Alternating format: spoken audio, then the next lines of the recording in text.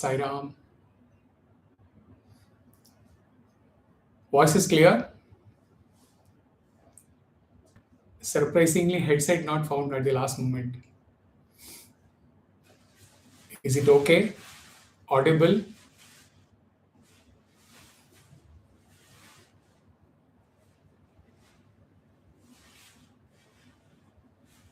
Clear?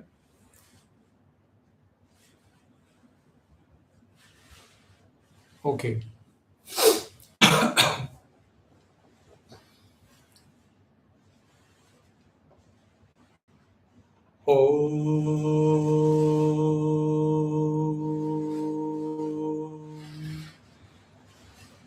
Sahanavavatu Sahanau Bhunaktu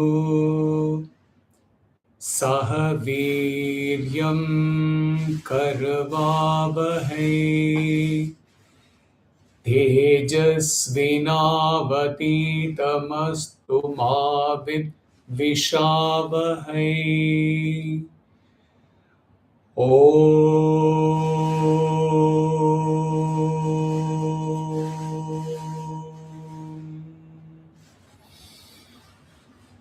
Shanti,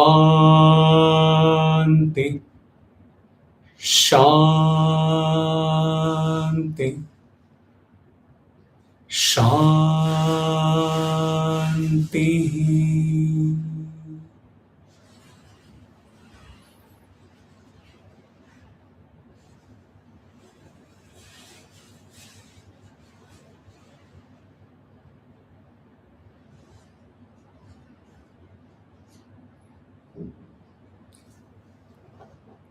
Sai Ram.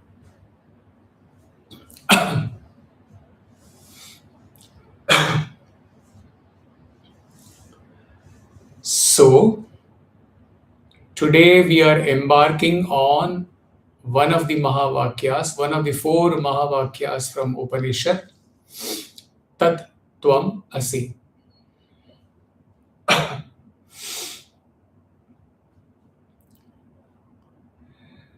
Tat Tvam Asi appears in Chandogya Upanishad. In this Upanishad, there is a story of a young lad, Shvetaketu. Shvetaketu was the only son of Rishi Uddalaka. When he turned 12, he was asked by his father to go and get his education from a Gurukula. When Shvetaketu returned from the Gurukula after finishing his 12 years rigorous training in all the branches of knowledge, his father Uddalaka found his son to be arrogant and proud with his knowledge. So, Uddalaka once calls him by his side and asks him,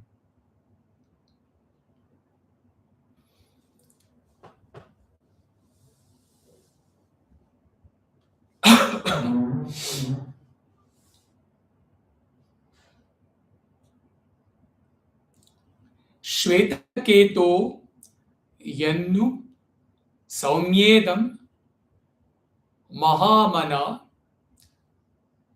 anuchannamani stabdos utatam adesham aprakashya yena ashrutam shrutam bhavati amatam matam avijñatam vijñatam iti. O my son, did you ask for the following teaching through which what is unheard becomes heard, what is unthought becomes thought, what is unknown becomes known?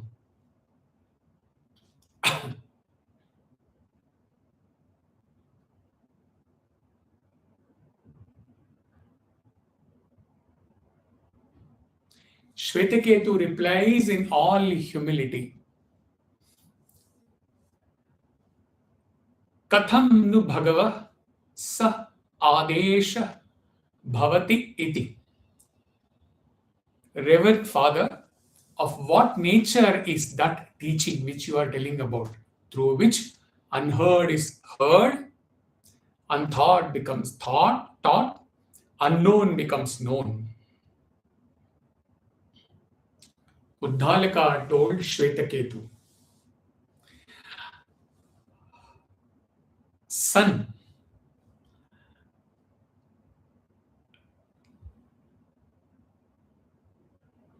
by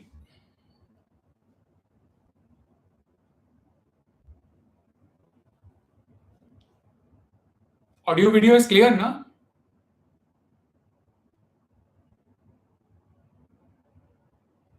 Because somebody has messaged Guruji left. Okay. Son, by knowing one lump of clay, you may learn about everything made of clay. The only difference between such things is the name, a result of speech. But the truth is that all such things are of the same substance. He says all clay pots in essence are nothing but clay. He continues, likewise, by knowing one chunk of gold, you may learn about everything made of gold. The only difference between such things is the name, a result of speech. But the truth is that all such things are of the same substance.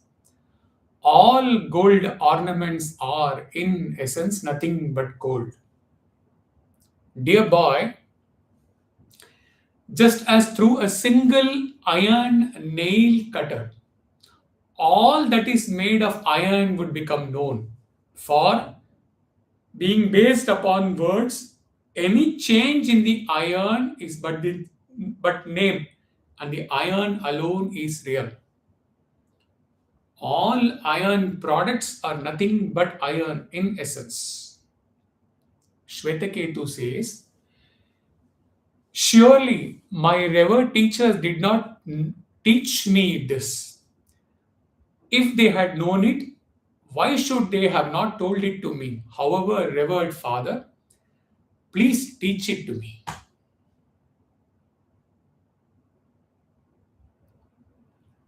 Now, the reference of Tattvamasi starts. Father repeats this Tattvamasi 9 times. In our today's satsang, I don't know, not counted, but in the Chandogya Upanishad, this is repeated by father to son 9 times through various analogies. So the father says,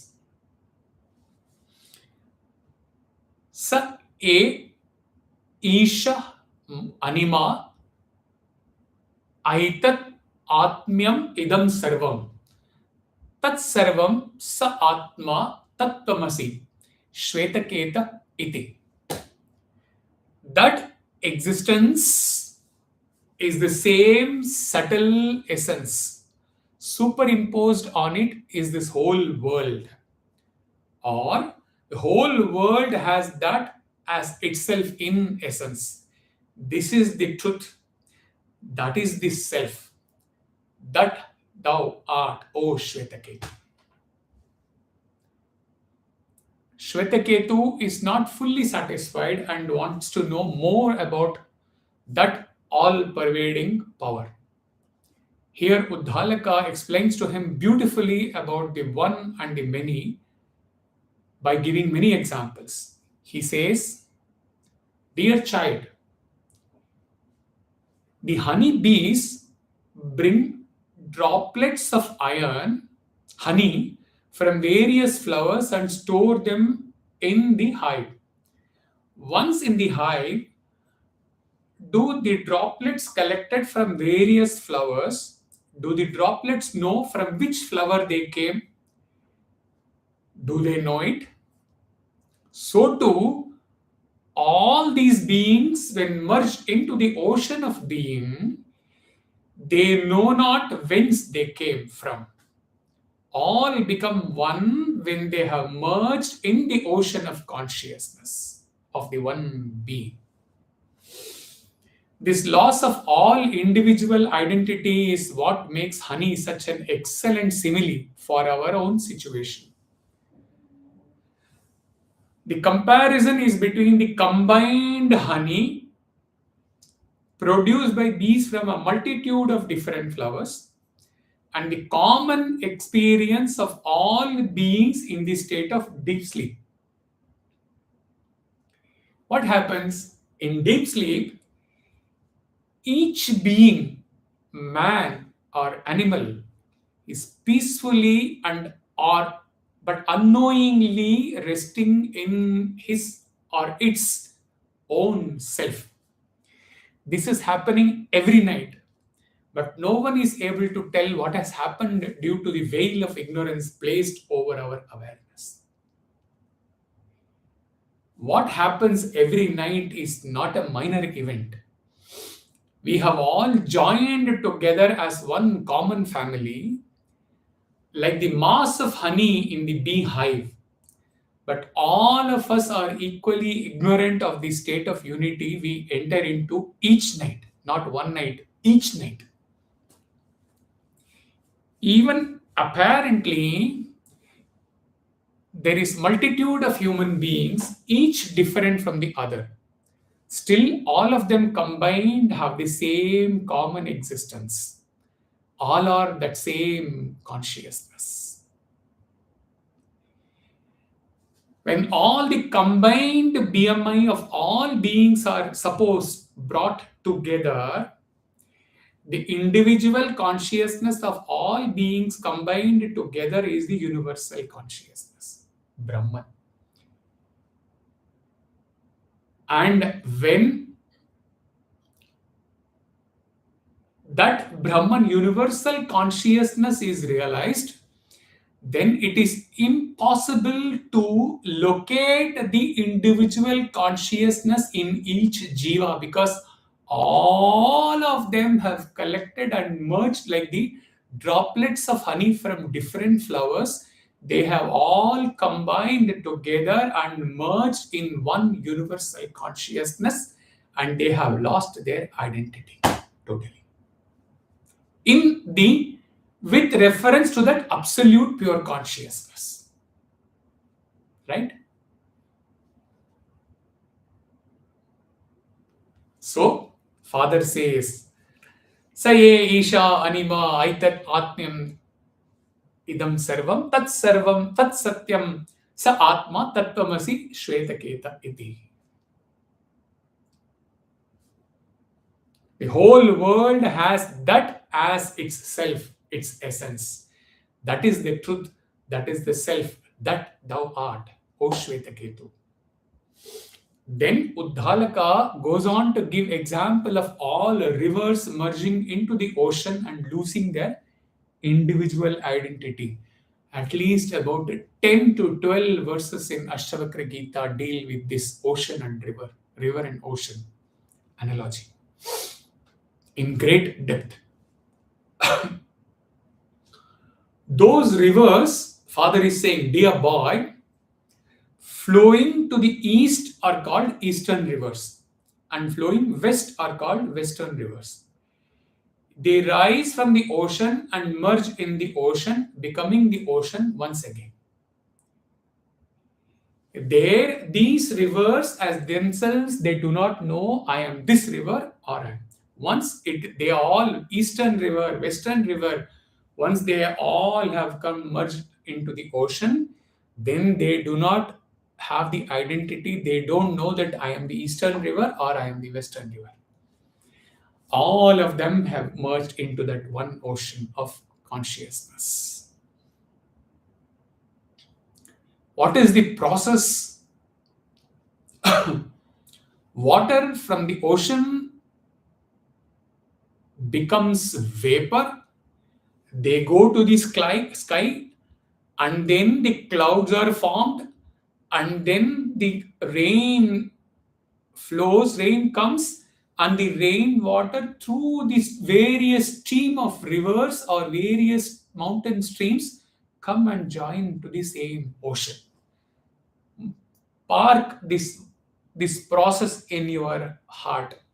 We are going to deal with that.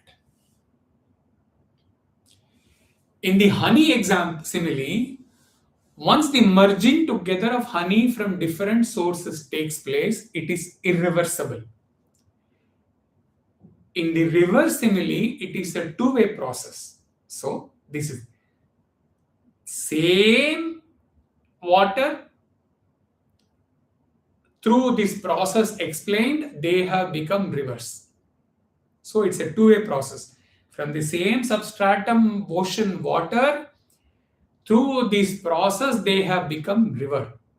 And when they merge back into the ocean, they come to their origin from where they arose. Right? This two-way process of rivers represents the human creation from the perspective of both birth and death. Right? So, what happens when we die? Through a process, we reach the astral world, and after some time, we come back into this creation. Okay? And all the while we were living in our previous birth, and while even when our body is dead, the consciousness pervades everywhere.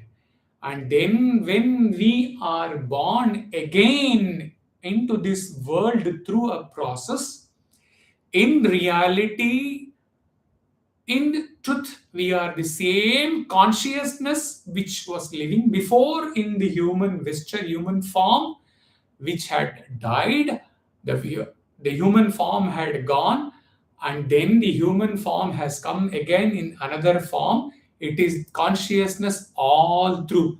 Like the water was the same all through when it remained in the ocean as water, or it went through the process of the vapor, cloud, rain coming back and merging.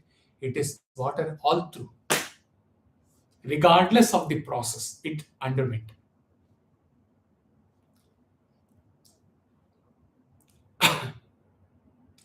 This is core Advaita Vedanta.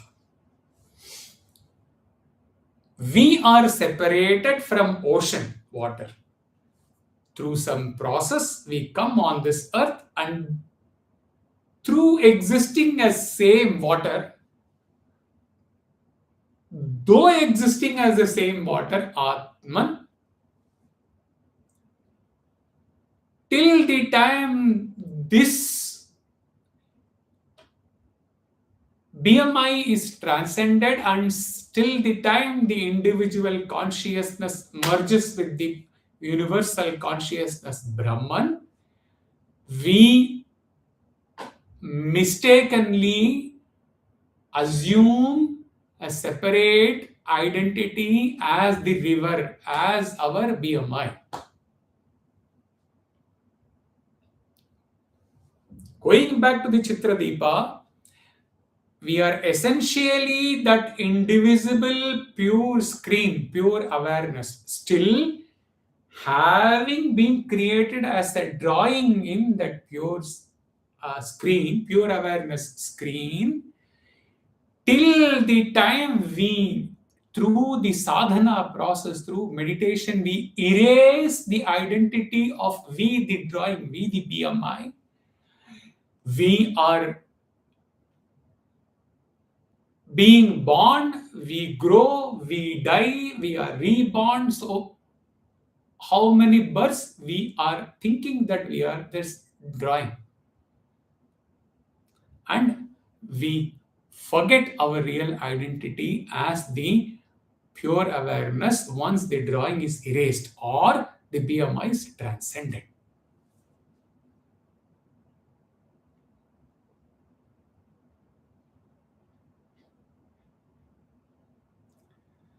Only when one birth comes, when we have minimum karmas to clear, and especially in this path of wisdom, a realized guru walks into our life, a living guru or a guru who is not alive. No, anyone, any realized guru, real living or not living. No, he walks into our life and then he takes over completely, provided we are ready to surrender ourselves totally to him. We take up sincere sadhana as per our guru's teachings. In deep meditation, we transcend all impure qualities. We transcend our ego, maybe for a few seconds.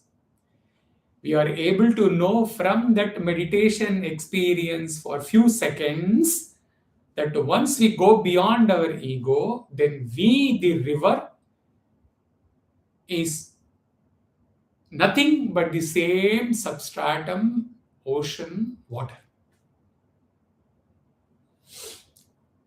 Having got a glimpse and having got the conviction at the Mananam stage that we see from that few seconds, 10 seconds, 20 seconds experience which I got when I was clearly not my body and mind, and when it was not my thought which was going around and conveying something to me. I had transcended my thought, and whatever experience I had, I am not able to explain to anyone. But in that, from that experience, I am aware that if I continue my meditation, if I continue my sadhana, and if I am fortunate in the same birth, if I am able to reach that state where that experienceless experience is prolonged, it just does not come for 10, 20 seconds and go. Our body, mind, intellect is put to rest. The thoughts are put to rest, and I am able to continuously exist. Now, it is not experience which comes and goes, it is existence, pure existence, Sat, Satyam.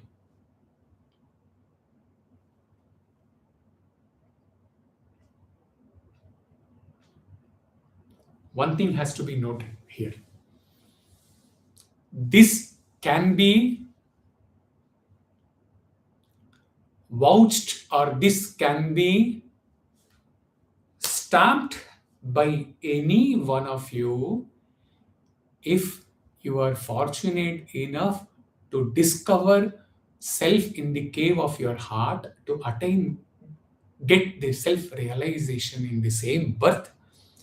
And if he is alive at that time, most probably he may not be, but if he is alive at that time, then and then only you can come and tell this one profound truth. What is that? Master, actually, I can tell you,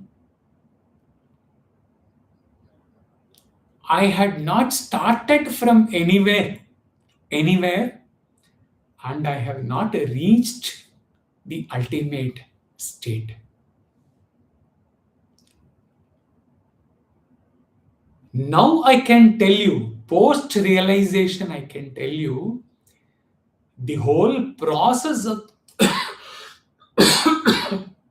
of water, vapor, cloud, rain, individual river, flowing, merging, all that did not happen. It happened, it was all true as long as I had my identity as the river, as the BMI. But now I can tell you, I have not started from anywhere, I have not reached anywhere.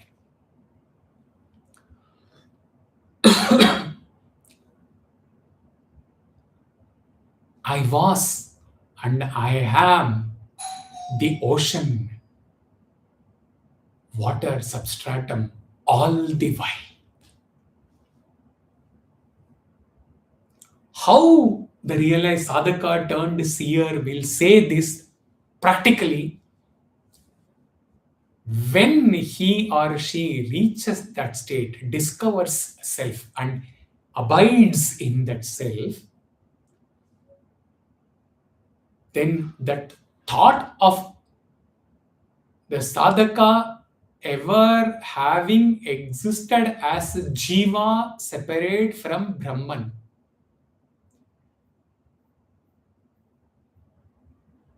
the thought of the duality ever being there between the sadhaka and Brahman, that thought will not be there.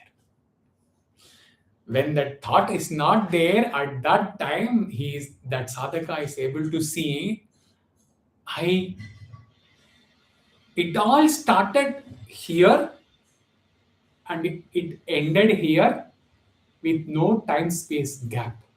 I have been all the while this same self only. How beautiful. Think if you were to come and tell me this.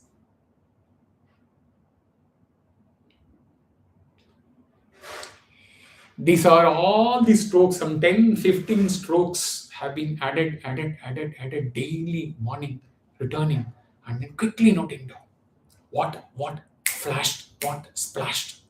Immediate. This is one of them. Actually, there was no traveling. The river never traveled to across the mountain to reach to the ocean at all. It was body mind was there, jivahood was there, purushartha were being performed. But now, after I have realized self, I am not able to think or visualize at all that I was ever separate from that universal consciousness. So there is no journey. There was never the river separate from the ocean at all.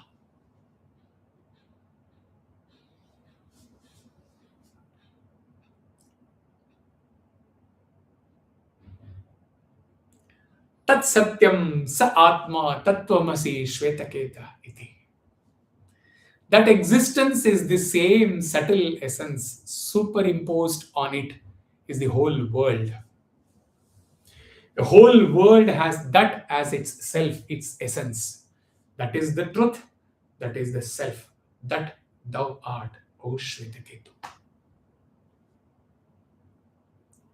Shvetaketu listened to his father attentively and said, my respected teachers have not taught me this.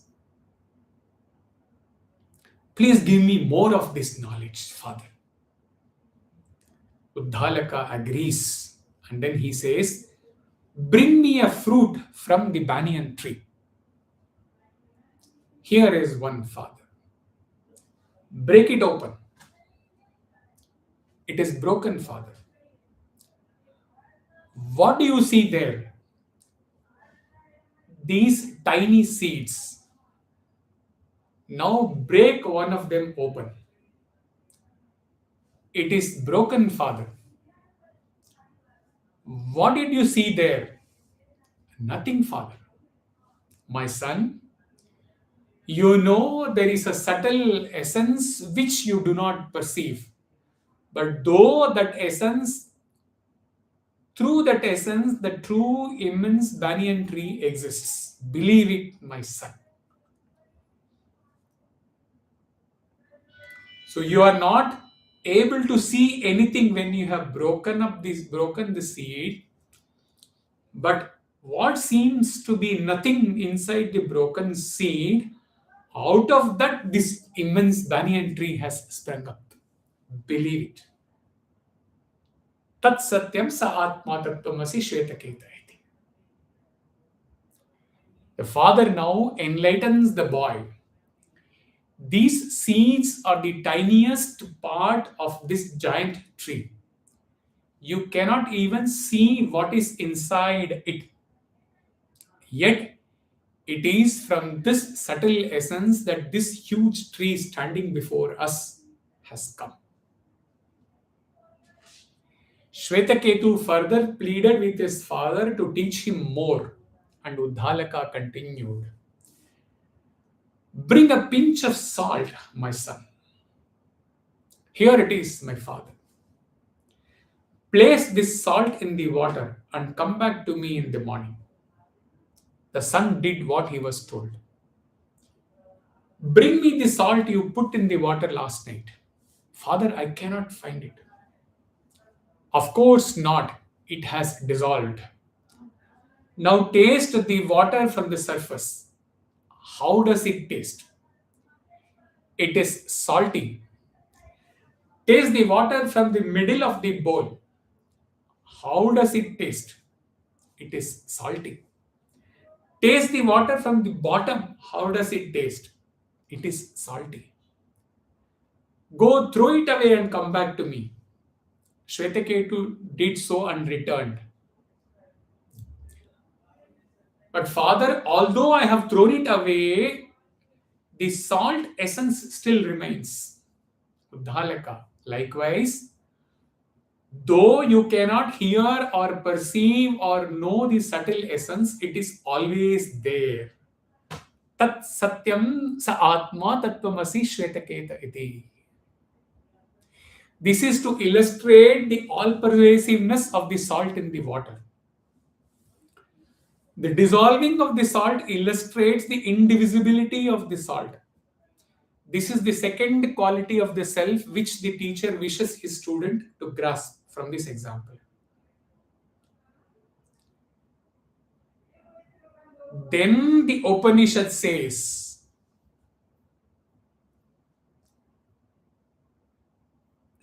the son is telling that supreme truth from his father's words, he understood. Shvetaketu understood.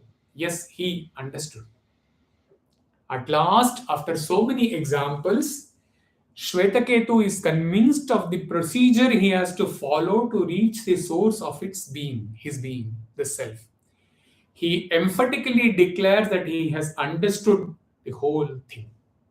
The son Shvetaketu, from a very ordinary background of below average spiritual qualities, despite his obviously brilliant intellect, so intellect is different. All those who are super intellect may or may not be able to get deep into the subtlest aspect, subtlest reality. 12 years of education, super intellect.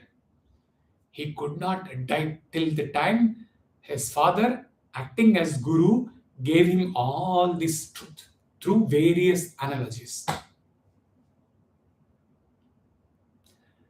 Now he has seen to have matured into an ardent seeker with the requisite humility and openness to learn. Humility, test of humility in the 7 tests. Thus, the guru's job is done. Now the ball is in the disciple's court. Let us look at some of the analogies explained by Uddalaka in more depth.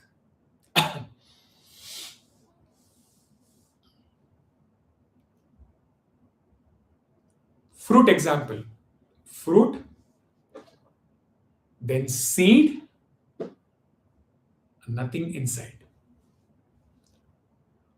Pure consciousness cannot be perceived or seen, like nothing could be seen on breaking the seed within. Yet, from that thing which cannot be perceived, Kenopanishad, okay, speech of the speech, ear of the ear, eye of the eye, prana of the pranas. Nothing could be perceived inside that broken seed, but yet from that thing which appears to our human intellect to be nothing,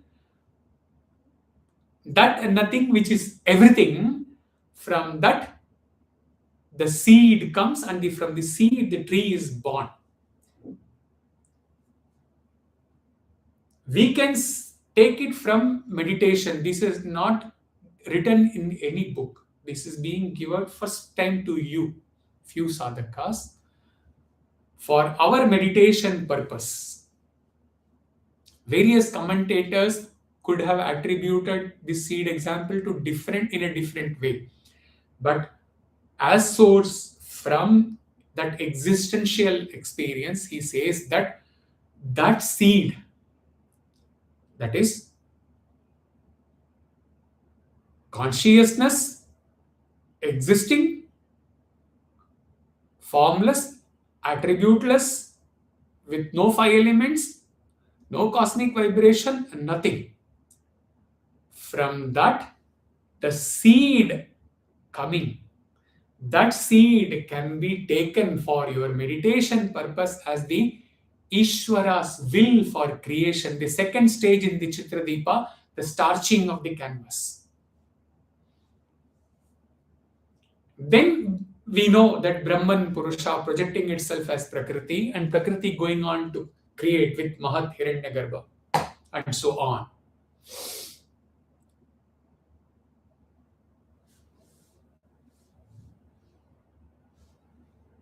Trees, that one tree represents the entire creation, macrocosm and microcosm.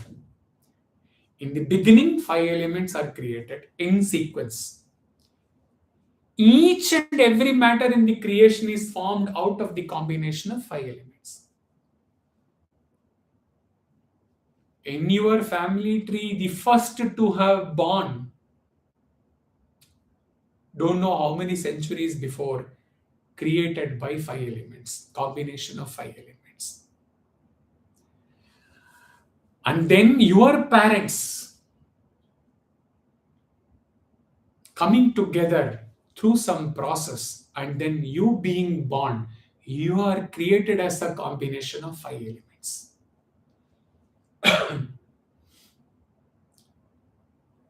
And so from the starting till to your parents to you, everything is the combination of five elements, and the five elements got mysteriously created from that pure consciousness, which is the material, efficient, and the instrument cause.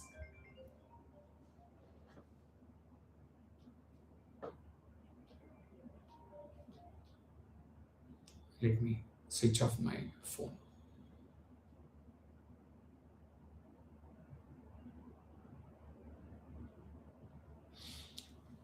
So,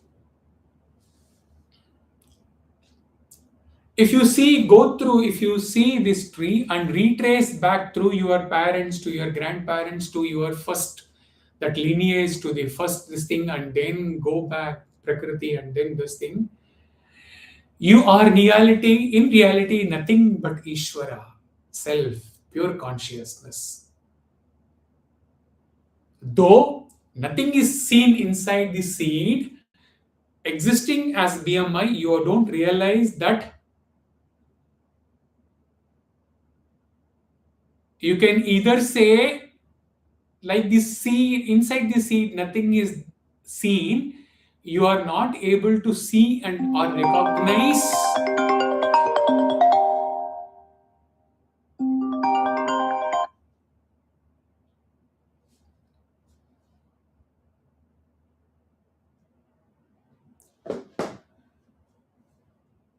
You are not able to realize the same essence which is within you with your intellect, or we can say that the consciousness is just not only within you, rather you have superimposed as a drawing in that pure consciousness, pure canvas screen. That means it is all pervading, and you have superimposed yourself in that, and you are not able to see, like inside the seed nothing could be seen. you are not able to know the truth that inside, outside, everywhere, it is the same. In India, this is the problem.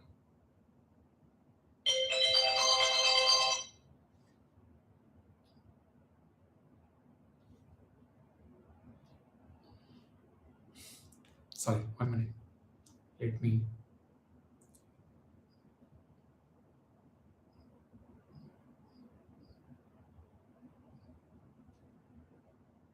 Yes. You are not able to realize that. Say, like Swami says that in you, around you, to your right, to your left, to your top, to your bottom, all is that pure essence, which you are not able to realize, which you are not able to know. Okay?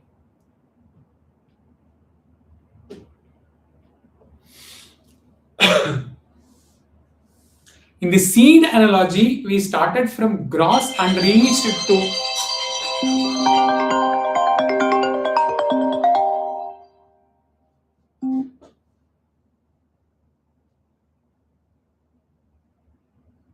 This is a big issue here.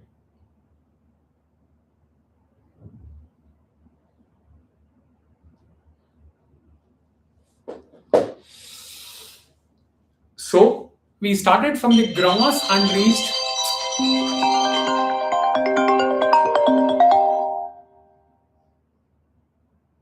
What to do?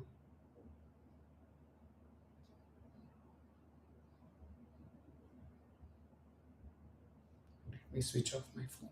That is the only solution.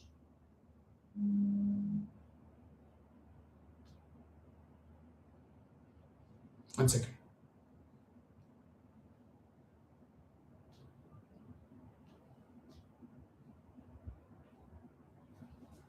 Yes. In the clay gold example, we start from the subtlest pure consciousness and reach to the gross micro and macrocosm, clay pots, gold ornaments, etc. Okay. So in the seed, gross to the substratum.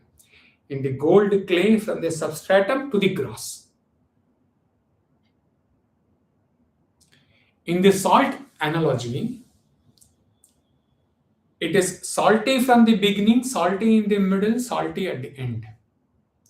Brahman, pure consciousness, having created this universe, pervades the same creation wholly, with no possibility of any aspect or part of creation where Brahman is not present.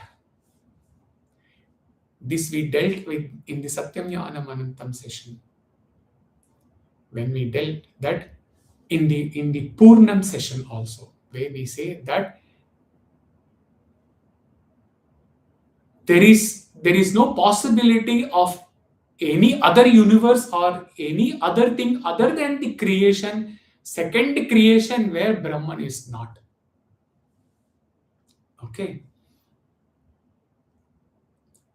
In the clay, gold, salt analogies, the realization is all are one. Perfect unity in all diversities.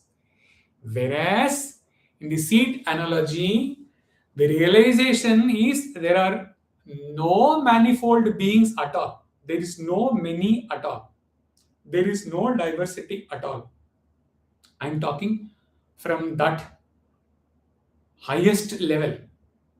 When one realizes or when one gets that glimpses, at that glimpse state, I'm telling, there are no multitudes of creation. In reality, there is just that one nothing which is everything.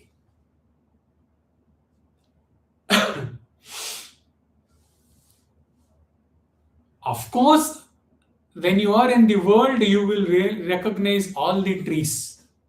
But then, when you are in that seat of meditation, in the seed analogy, there are no trees. At the highest level, there is no diversity at all. Only that which appears to be nothing, but which is everything, which is all pervading, which is not even all pervading, which is that silence. Further, Uddalaka speaks on the cause effect. One who knows the cause knows all its effects, since the cause and its effects are not different. Then Uddalaka gives various examples for ascertaining the cause of the universe. His instructions may be summed up as follows. The effect is nothing but the cause. Hence, the body is nothing but food, food is nothing but water, water is nothing but fire, fire is nothing but that Sat. And that Sat alone is true, and that thou art, Shvetaketu. When a man sleeps, he becomes one with the Sat, and hence, in his case, it is said Swapti, which means he attains his own self in deep sleep.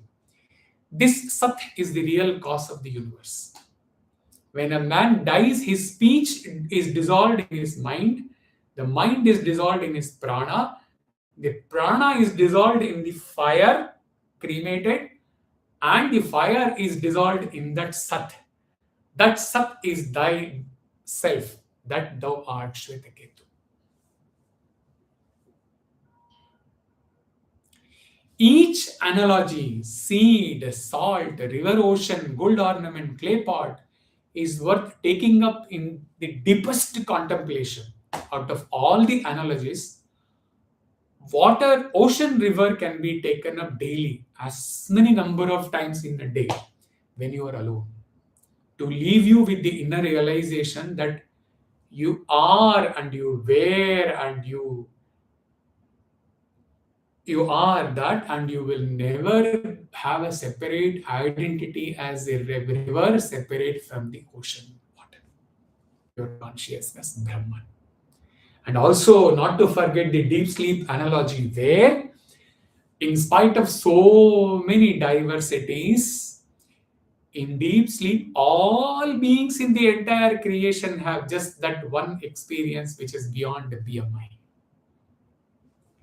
This is also something which can be continuously meditated upon.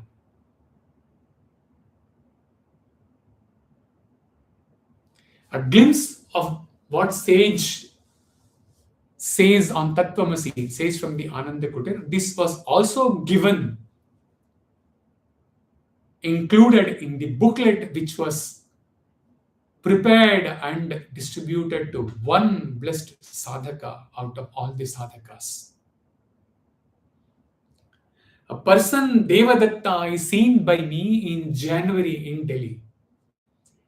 I recognize him and say, this is Devadatta. I go to Agra on another occasion and find the same Devadatta there in April and explain. This is that Devadatta. Soyam Devadatta. Referring to the identity of the person seen at two places at two different times. The superimpositions which appear in the January Delhi Devadatta and the April Agra Devadatta are ignored, and the only real Devadatta is taken into account. The references to time, space, January, April, Delhi, Agra are all only temporary and relative. We call it as Tatastha Lakshana. For the Devadatta, who was in Delhi during the month of January, cannot be different from the Devadatta who came to Agra in the month of April. Because the person is the same, though the place and the time are different. Thus, the identity of the two Devadattas is determined.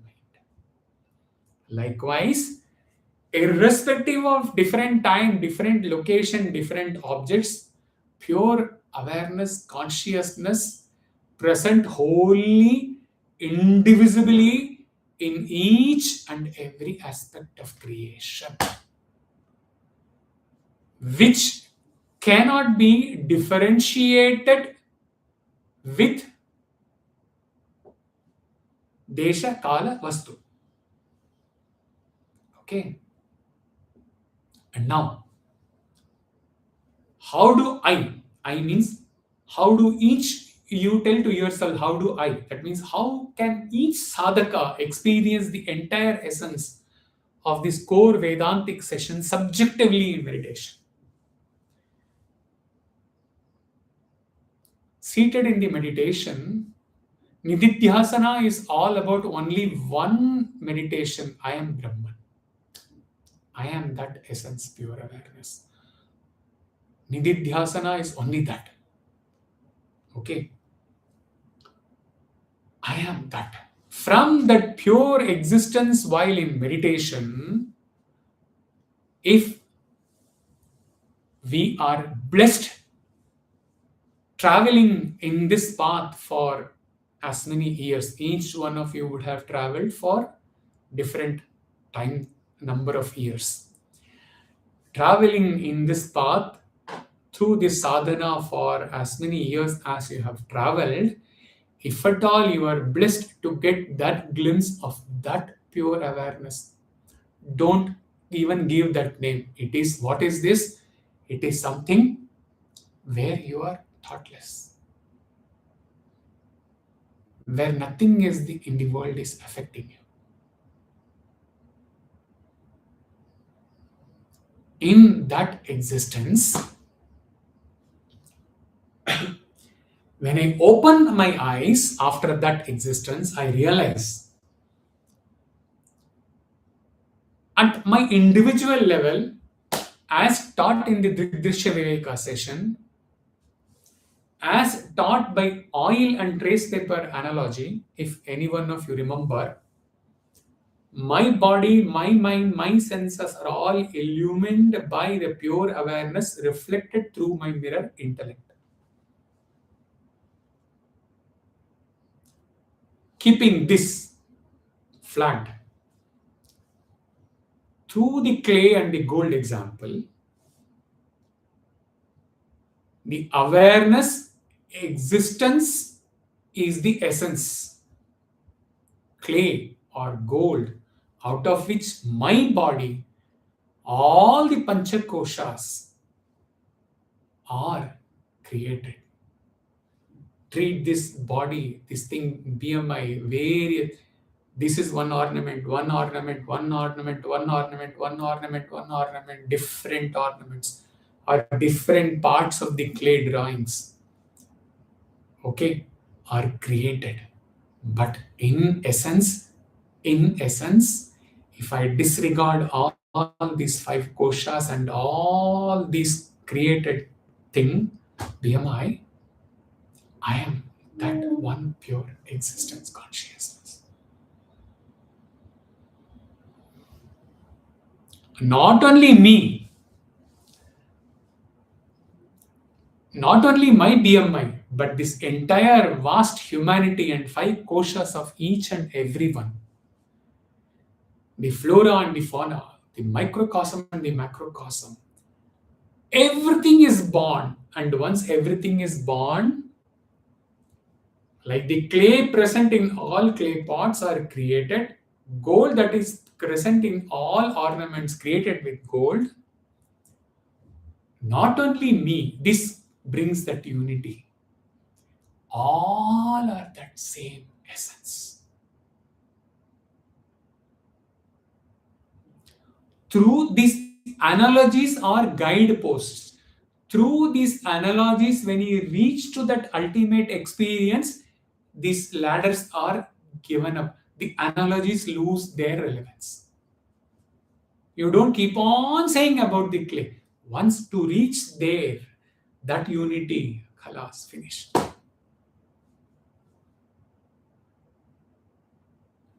Seed. I am aware that when each of my koshas is peeled off, like the seed got broken, ultimately, me, the matter is gone. So apparently, everything about me is made up of matter, made up of five elements. Once the matter is discarded in the meditation, no matter is there, that means there is seems to be nothing. But that awareness within me, which is saying that there is no matter left anymore in me in the seat of meditation, that awareness is existing. That is that everything within that seat.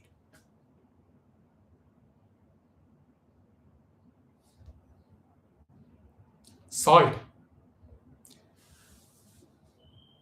Like the water mixed with salt is salty in the beginning, salty in the middle, salty in the end.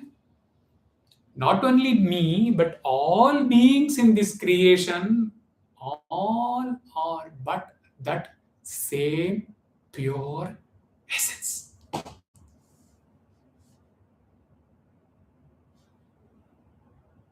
Most important, river and ocean.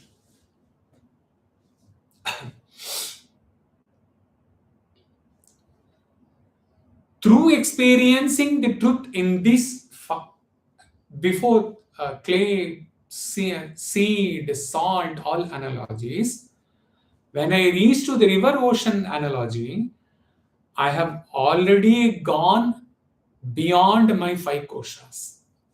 I have already gone beyond the clay drawing, the gold, the ornament that is me. All those things are already gone because I have gone beyond five koshas when I have traveled through these analogies and left these analogies back and came to experience the true essence in my meditation. So, need not be repeated. Five koshas are already transcended. Now, what will happen in my contemplation on the river and ocean?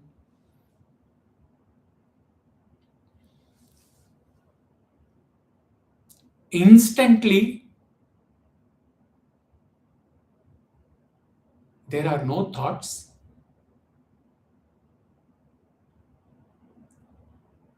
And for a split of a second or a minute, that ocean river analogy comes and goes. All are gone. Like I said, I have not traveled from the river to ocean. That analogy has also gone. I just exist as that substratum ocean water consciousness post my merger with post the merger of the river with the ocean. That substratum, nothing is there, no explanation is there, no exposition is there. I am that. Finished.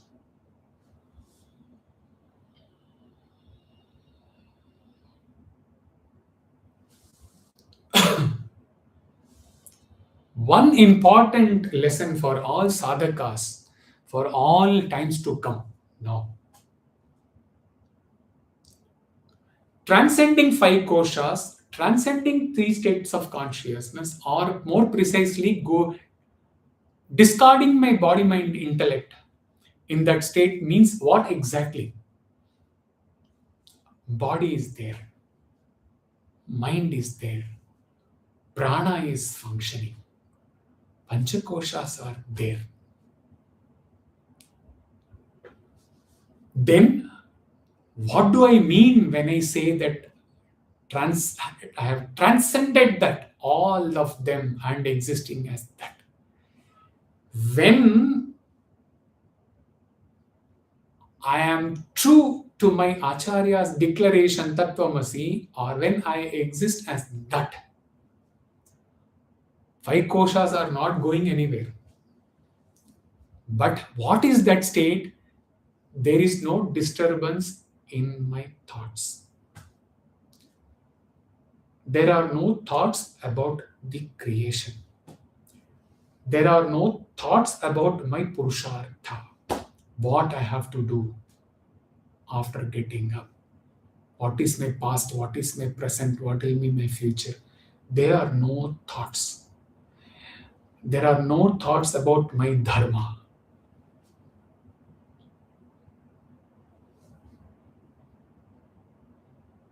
Mind is there, but it is put to rest. Mind is a bundle of thoughts, Swami says. There are no thoughts.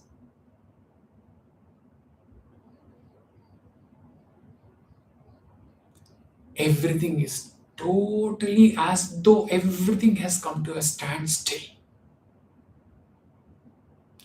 No thought about any aspect of creation.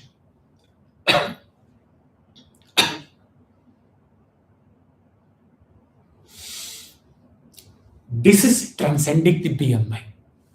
Don't ever get confused that you have to lose total cognizance of body, mind, intellect. All of them have to be, even if it is burnt, I should not feel nothing like that. All of them are there. But the same body, mind, intellect, which were acting as major obstacle in your sadhana, now they have prostrated to your state of abiding in self, and they are all at rest. They are all functioning. Prana is functioning, otherwise, you are dead. Everything is functioning.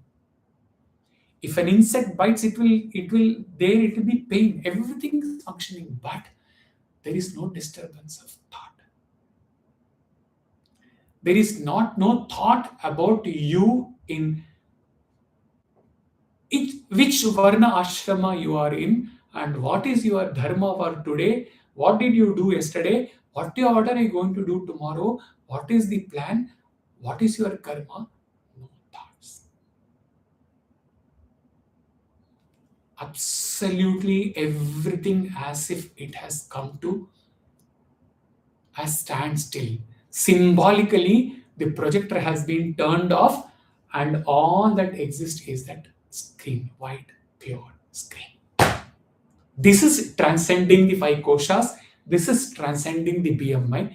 Let us be very clear today on this. No confusion at all.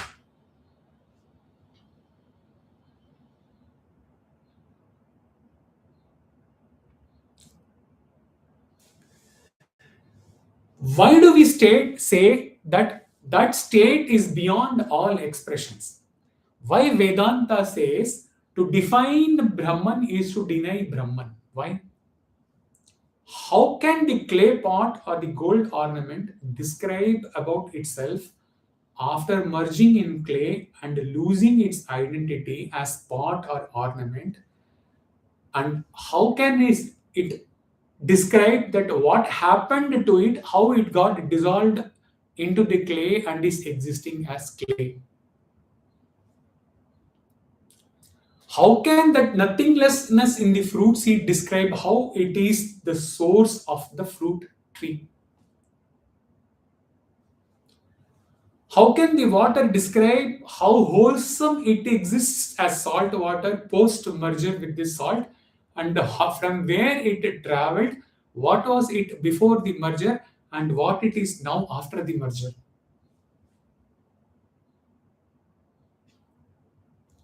All descriptions, all analogies, all concepts, all Vedanta teachings are valid and precious up to the state of one's merger with the Supreme. After the merger, no one is left to describe his pre and post merger state.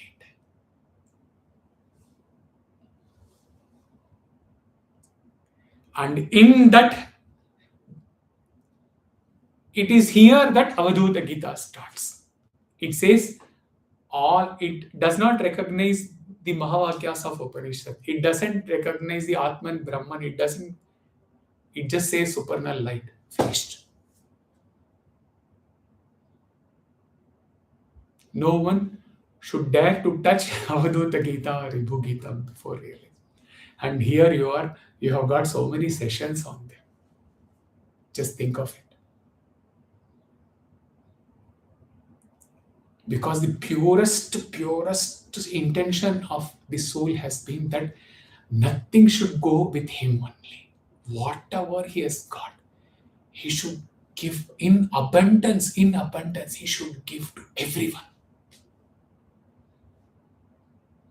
Otherwise, would you have got any session on Avadhuta Gita, Ribhu Gita, or Ashtavakra Gita? No way. If he had thought for a while that prior to realization, how the sadhakas will understand this, it would not have come. He wanted you all to grasp all those things, at least with your sattvic intellect, and see the grandeur. Imagine the grandeur if you existed. Go beyond your VMI and go there and reach there. And he wanted you to travel in that plane along with him. Like the mother bird and the child bird. So gave everything.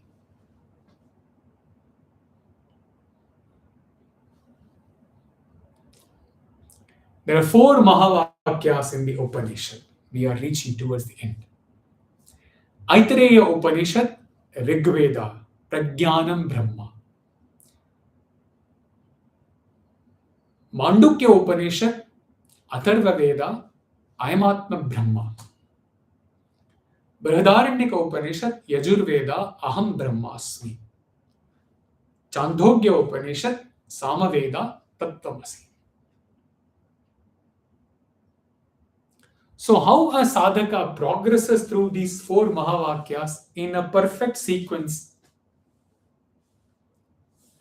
The sadhaka is taught, Prajnanam Brahma, consciousness is Brahman. After understanding that consciousness is Brahman,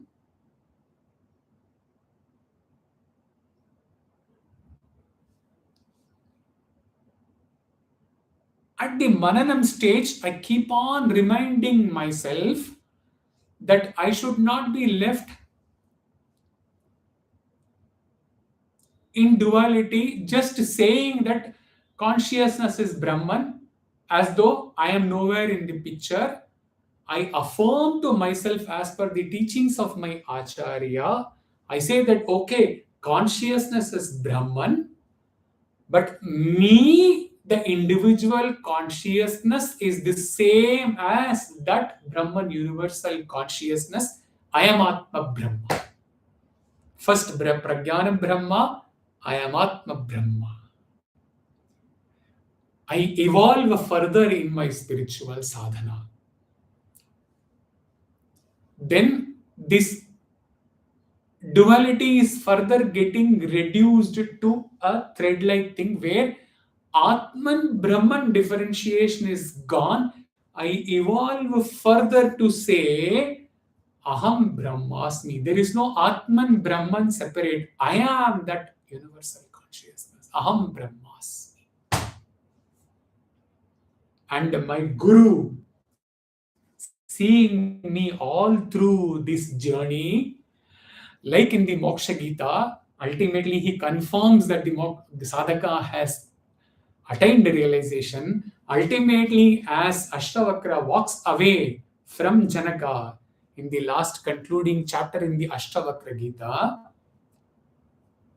having been convinced that the sadhaka has in fact realized his true identity, he's telling Aham Brahmasmi is not a declaration anymore, it is the truth. So, thus, Guru blesses him, embraces him, hugs him, and concluding remark before the Guru parts with the sadhaka, he says, yes, my child, Tat Tvam Asi. This is a travel through the Mahavakyas, 4 Mahavakyas. Yes, you have realized, and I confirm that you are that. Tat Tvam Asi, O Shvetaketa.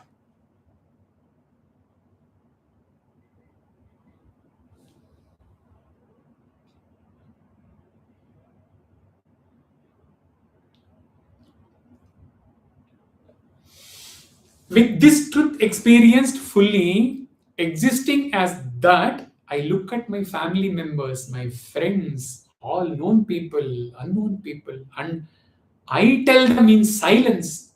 If I tell them, they may give value it or not, but I tell silently to all of them, Tat Tvam Asi. You are also the same. Tat. Same truth. Though they may not realize it, the time has to come for them, but silently I whisper within myself, all of you are that same.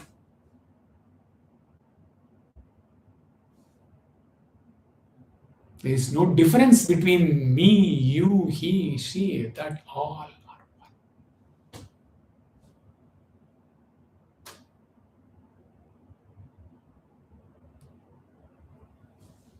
The song of I am I. That whisper Tattvamasi, that also merges within me, and I exist in that state of Maha Mauna.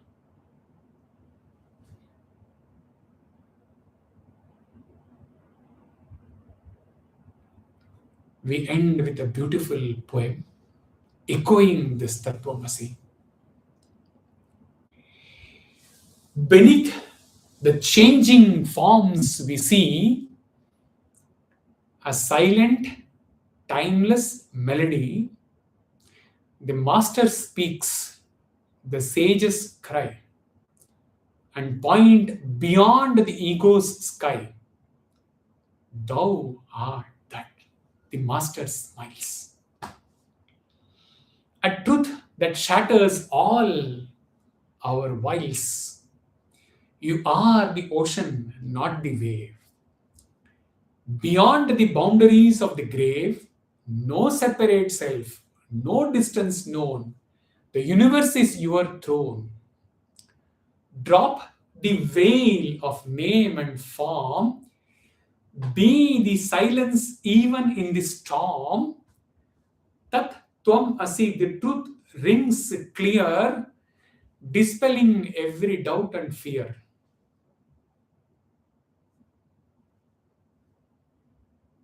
Your Guru bows to that which is true. The divine is me, the divine is you. That thou art, O Saumya. You are that.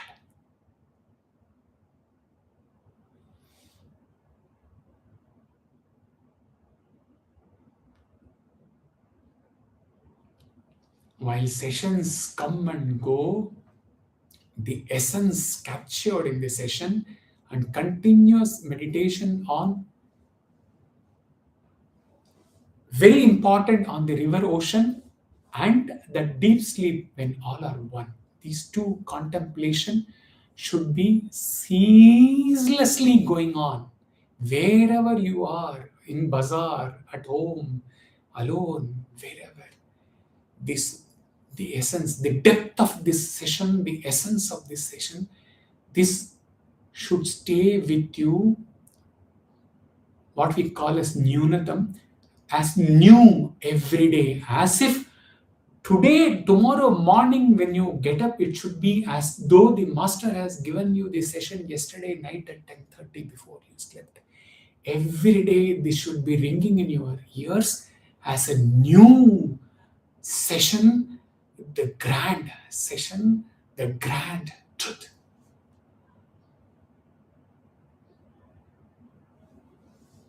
And you carry on with your sadhana, your life sojourn. Let realization come when it has to come. Who is bothered? The journey is so beautiful.